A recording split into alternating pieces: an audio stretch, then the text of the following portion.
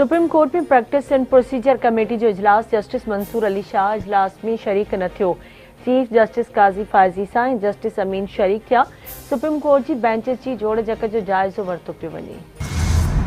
वफ़ाक़ी काबीना जो इजलास मुलतवी वज़ीर आज़म शहबाज शरीफ ॾे पहुचंदे हंगामे इजलास तलब करे वरितो। SCO इजलास जी तैयारी बाबति जाइज़ो वरितो वेंदो। इजलास में मलेशिया जे वज़ीर आज़म जे दौरे बाबति बि तैयारियुनि जो जाइज़ो वरितो वेंदो। सिंध हाई कोर्ट में मीर मुर्तज़ा भुट्टो क़त्ल केस जे जवाबदारनि जी अपीलुनि ते ॿुधणी। फौत थियल जवाबदारनि जी रिपोर्ट पेश न करण ते SSP ओभर खे शोकास नोटिस जारी। वाजिद दुरानी ऐं राय ताहिर बीमारी सबबि अदालत में पेश न थी सघिया। जवाबदार शुएब सिद्दीकी सुप्रीम कोर्ट जी असाइनमेंट ते मसरूफ़ आहे। जवाबदारनि जी वकील जी अदालत खे आगाही। अदालत दरख़्वास्त ते ॿुधणी 7 नवंबर ताईं मुलतवी करे छॾी। MD दाख़िला टेस्ट में बेज़ाब्तगियुनि जो इल्ज़ाम। शागिर्द अदालत पहुची विया। 15 खां मथे शागिर्द MD नतीजनि खे सिंध हाई कोर्ट में चैलेंज करे छॾियो। दरख़्वास्त में सिंध हुकूमत ऐं डाउ मेडिकल यूनिवर्सिटी खे धुर बणाए वियो। PMC ऐं FIA खे बि धुर बणाए वियो। MD जा नतीजा कलदम करार ॾेई ॿीहर टेस्ट वठण जो हुकुम ॾिनो वञे। JIT जोड़े एंट्री टेस्ट पेपर लीक थियण जी जांच कराई वञे। दरख़्वास्त गुज़ारनि जे वकील जो इसराइली फ़ौज लेबनान ते फ़िज़ाई हमलनि खां पोइ ज़मीनी हमला शुरू करे छॾिया। ॾखण लेबनान में इसराइली टैंकुनि जा हमला धमाकनि जा आवाज़ ॿुधा विया। इसराइली अमलदारनि मूजिबि फ़ौज ॾखण लेबनान जी बहराड़ियुनि में महदूद पैमाने ते टारगेटेड कार्रवायूं कंदी। इसराइली फ़ौज लेबनानी सरहद वेझो आबादियुनि खे फ़ौजी छावणियूं करार ॾेई छॾियो। लेबनानी फ़ौज केतिराई मोर्चा छॾे सरहद खां 5 किलोमीटर पोइते हली वई। इसराइल जे बैरूत में रिहाइशी इमारत ते बमबारी। हिक ई ॾींहं में 216 हमला। इसराइली हमलनि में हिज़बुल्लाह जे 3 कमांडरनि समेत 105 ॼणा शहीद ऐं 359 ज़ख़्मी थी चुका। हिज़बुल्लाह जा जवाब में रॉकेट हमला। उत्तर इसराइल में कमांड हेडक्वार्टर्स खे निशानो बणाए वियो। वालारियल इलाइक़नि में इमारतुनि में बाहि लॻी वई। इसराइली हमलनि सबबि लेबनान में ग़ज़ाई बुरहान वधी वियो। 20 लख माण्हू लॾ पलाण करण ते मजबूर। इसराइल जा यमन में बि हमला। रास्त ईसा ऐं हुदैदा बंदरगाहनि ते बमबारी में 4 शहरी शहीद। तेल जे ठिकाणनि ऐं पावर स्टेशन में बाहि लॻी वई। ग़ज़ा में इसराइली फ़ौज जे हमलनि में वधीक 28 फ़लस्तीनी शहीद। ग़ज़ा में शहीदनि जो मजमूई अंग 41,615 थी वियो। अमरीकी सदर जो बाइडन मौजूदु ओभर में वॾी जंग खे रोकणो पवंदो। जंगबंदी लाइ इसराइली वज़ीर आज़म सां ॻाल्हाईंदो। अमरीका इसराइल जे दिफ़ा वारे हक़ जी हिमायत करे थो। इसराइल लेबनान में महदूद ज़मीनी कार्रवाई बाबति आगाह कयो आहे। अमरीकी परॾेही तर्जुमान जूं मीडिया सां ॻाल्हियूं। मैथ्यू मिलर मूजिबि इसराइल लेबनान में हिज़बुल्लाह जे ढांचे खे तबाह करे रहियो आहे। अमरीका लेबनान में जंगबंदी जी हिमायत जारी रखंदो। इसराइल सां जंग में हिज़बुल्लाह खे अकेलो नथा छॾे सघूं। अमरीका इस्माइल हानिया जो पलान न वठण ते जंगबंदी जा कूड़ा वाइदा कया।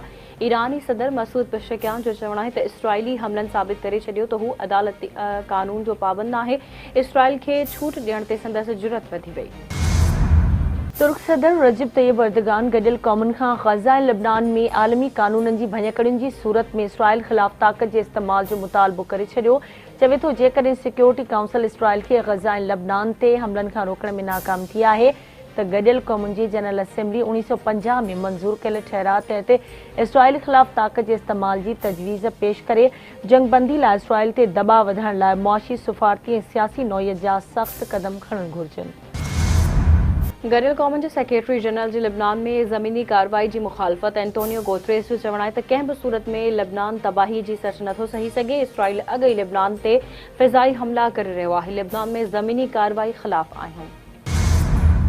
बरतानिया 5 शहरुनि खे लेबनान छॾण जी हिदायत करे छॾी। लेबनान छॾण जे ख़्वाहिशमंदनि लाइ रैपिड रिस्पॉन्स यूनिट क़ाइमु कया विया। बरतानवी वज़ीर आज़म केयर स्टार्मर जी धुरियुनि खे सब्र जो मुज़ाहिरो करण जी सलाह। बरतानवी परॾेही सेक्रेटरी मूजिबि लेबनान में तेज़ीअ सां ज़मीनी सूरतहाल तब्दील थी रही आहे। हालतूं वधीक ख़राब थी सघनि थियूं।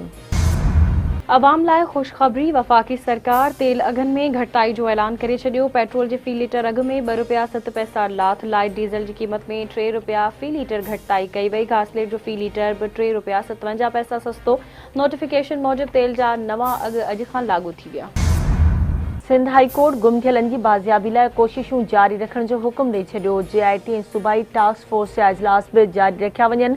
अदालत जो हुकुम सखर मां गुम थियल अली हसन केस में JIT जा इजलास थी चुका आहिनि। ॿियनि शहरियुनि जी बाज़ियाबी लाइ मुख़्तलिफ़ एजेंसियुनि खे ख़त मोकिलिया आहिनि। जांच ऑफिसर जो अदालत खे जवाब राणीपुर मां गुम थियल अल्ताफ़ हुसैन खे पुलिस वारसनि हवाले करे छॾियो। अदालत शहरियुनि जी बाज़ियाबी लाइ दरख़्वास्तूं मोकिलाए छॾियूं। दरख़्वास्तुनि जी ॿुधणी 3 हफ़्तनि लाइ मुलतवी। पाकिस्तान कोस्ट गार्ड की कार्रवाई बड़ी अंग में हथियार ऐं मुनशियात हथ गुझे इतला ते पाकिस्तान कोस्ट गार्ड श्री गवादर जे इलाइक़े मूसा ॻोठ में कार्रवाई 2 जवाबदार गिरफ़्तार मुनशियात फरोशन वटां बड़ी अंग में मुनशियात हथ।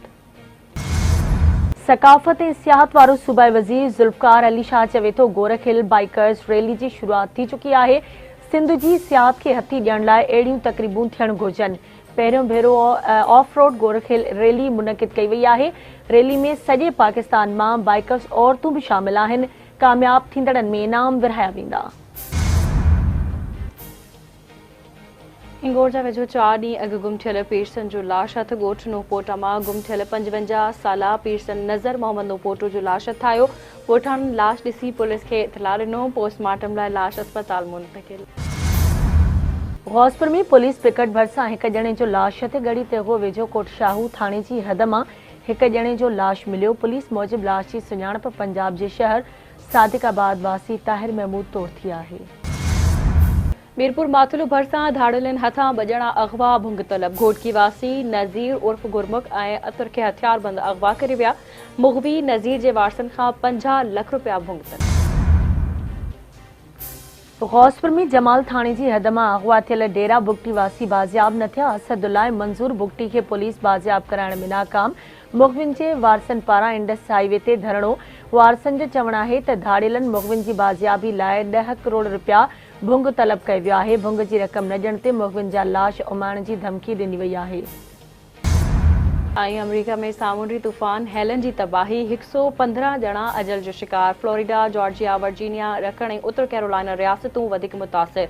रखण अमेरिका में 40 लाख शहरी बिजली खां महरूम। अमरीकी सदर जो बाइडन जो मुतासिर रियासतुनि जो जल्द दौरो करण जो ऐलान।